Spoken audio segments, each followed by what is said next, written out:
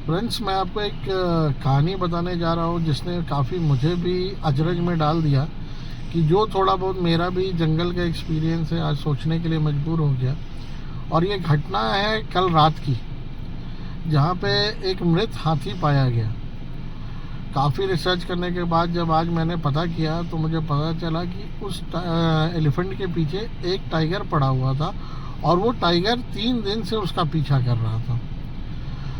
3 दिन से लगातार उसका पीछा चल रहा था। हाथी भाग रहा था, वो ये सोच रहा था कि कभी ना कभी तो टाइगर उसका पीछा छोड़ देगा, लेकिन टाइगर भी काफ़ी ज़िद्दी था, जो कि अपने आप में एक अजीब सी बात है, जो कि आज तक मैंने अपने एक्सपीरियंस में ये नहीं सुना है कि किसी टाइगर ने लगातार किसी भी हाथी का या किसी भी जानवर का 3 दिन तक पीछा किया। नॉर्मली हम जंगल जाते हैं तो ये देखते हैं कि कभी किसी जंगली जानवर ने किसी जानवर का शिकार किया या आपस में खेल रहे हैं या हम कॉल्स का इंतज़ार करते हैं, लेकिन ये 3 दिन से लगातार हाथी का पीछा करना ये अपने आप में सोचने का विषय है। अभी कुछ दिन पहले ही यहाँ पे एक शिकार हुआ एक लेडी का, एक टाइग्रेस ने किया और उसको खाया भी, जैसा कि मैंने आपको पहले भी बताया है।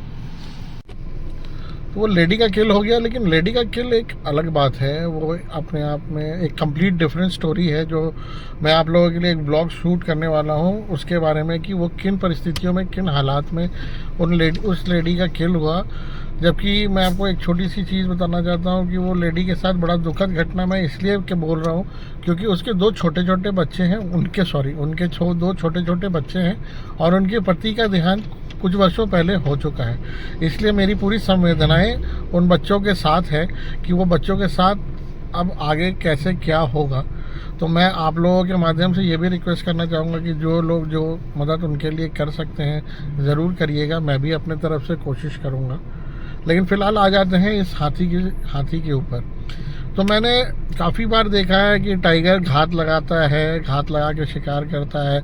आपने भी कई स्टोरीज देखे होंगे जिसमें वो डियर्स के पीछे भागता है, घात लगाता है, शिकार होता है तो होता है, लेकिन वो अपना एनर्जी वेस्ट नहीं करता है। टाइगर की एक क्वालिटी है कि वो अपना एनर्जी ज़्यादा वेस्ट नहीं करता है। वो एक सर्टन टाइम तक उसके पीछे चेज़ करता है। चेज़ करने के बाद वो घात लगाने में समय जो लगा दे, लेकिन चेज़ करने में वो ज़्यादा समय नहीं लगाता है, वो एनर्जी वेस्ट नहीं करता है। बट ये 3 दिन तक लगातार इस एलिफेंट के पीछे भाग रहा था।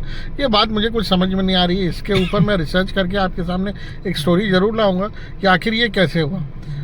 और वन कर्मियों के जाने के बाद अचानक टाइगर फिर से आता है और वो एलिफेंट को फिर से चेज़ करना शुरू करता है। और वो काफ़ी दूर तक चेज़ करने के बाद वो एलिफेंट थक के, क्योंकि 3 दिन से वो भाग रहा था, वो गिर जाता है और गिर जाने के हालात में उसकी मृत्यु हो जाती है। हमारे वन कर्मी काफ़ी मुस्तैद थे और वो जैसे ही उनको खबर मिलती है कि ये एलिफेंट यहाँ पे, बिकॉज ये बिजरानी गेट के जस्ट अंदर हुआ था और उसी रास्ते से हमारे लोग जाते हैं सफारी करने, तो उनको तुरंत ये खबर आई कि वहाँ पे एक एलिफेंट गिरा हुआ है और वो मरा पड़ा है। तो हमारे जितने भी वन कर्मी थे वहाँ तुरंत मुस्तैदी से पहुँच गए और उसको अपने कब्जे में ले लिया। बट तब तक ये जो मौत हुई ये बिजरानी गेट से थोड़ा सा अंदर ही हुआ। तो क्योंकि उससे लोग सफारी करने जाते हैं तो वन कर्मचारियों को तुरंत पता चल गया कि यहाँ पे एक हाथी मृत इस अवस्था में पड़ा हुआ है। तो वन कर्मचारी वहाँ तुरंत पहुँच गए और उस हाथी को अपने कब्जे में ले लिया। टाइगर उसको कोई नुकसान नहीं पहुंचा पाया, मरने के बाद भी उसको खा नहीं पाया। ये भी एक प्रश्न का हिस्सा है कि आखिर टाइगर ने जब उसको 3 दिन चेज़ किया, दौड़ा उसके पीछे, उसको मारने के रीज़न से ही उसके पीछे दौड़ रहा था, तो फिर उसने खाया क्यों नहीं? ये भी एक कारण हो सकता है कि वन कर्मचारी समय पर पहुंच गया जब टाइगर उसको खाना चाहता था तो वो खा नहीं पाया, ये कारण हो सकता है। लेकिन ये सारे सवाल का जवाब एक पोस्टमार्टम हाथी का होने जा रहा है। जो पोस्टमार्टम होने के बाद जो रिपोर्ट आएगी उससे ये क्लियर हो पाएगा कि आखिर किस परिस्थिति में हाथी की मौत हुई और टाइगर क्यों नहीं खा पाया। ये अपने आप में एक सवाल है जो कि मैं पता करने की वन कर्मचारियों से कोशिश कर रहा हूँ कि आखिर ये टाइगर ने जब किल किया तो उसको खाया क्यों नहीं।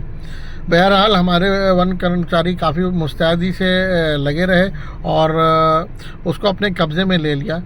उनके द्वारा मुझे जो खबर मिली और जो मेरा भी दिमाग कहता है कि ये पोचिंग का मामला तो बिल्कुल भी नहीं हो सकता, जबकि एक 25 साल से 30 साल का एक व्यस्त टस्कर था।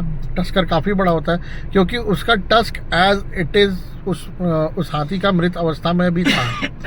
तो जब अगर वो टस्क उसका कहीं से कोई भी डैमेज नहीं हुआ है, शरीर पे कहीं कोई ऐसा घाव का दाग नहीं है, तो ये पोचिंग का कोई मामला हो नहीं सकता है। ये क्लियर है कि वो टाइगर के दौड़ाने से ही उसकी मृत्यु हुई है। मैं एक ब्लॉग और शूट करूंगा जिसमें मैं ज़रूर कोशिश करूंगा आपको बताने की या खुद भी समझने की और आपको समझाने की कि आखिर टाइगर ने उसको जब चेज़ किया, 3 दिन दौड़ाया, तो उसको खाया क्यों नहीं, और हाथी की मौत वाकई में किस परिस्थिति में हुई, गिरने से हुई या हार्ट फेलियर, बहुत ज़्यादा भागने के बाद हार्ट फेलियर हो गया उसका गिरने की अवस्था में, या ये क्या रीज़न था, वो इसकी मौत क्यों हुई, ये मैं आपको बताऊंगा अपने अगले ब्लॉग में। तब तक आप हमारे ब्लॉग का वेट कीजिए और प्लीज़ फ्रेंड्स, हम बहुत मेहनत कर रहे हैं, हमारे चैनल को लाइक कीजिए, सब्सक्राइब कीजिए। Thank you.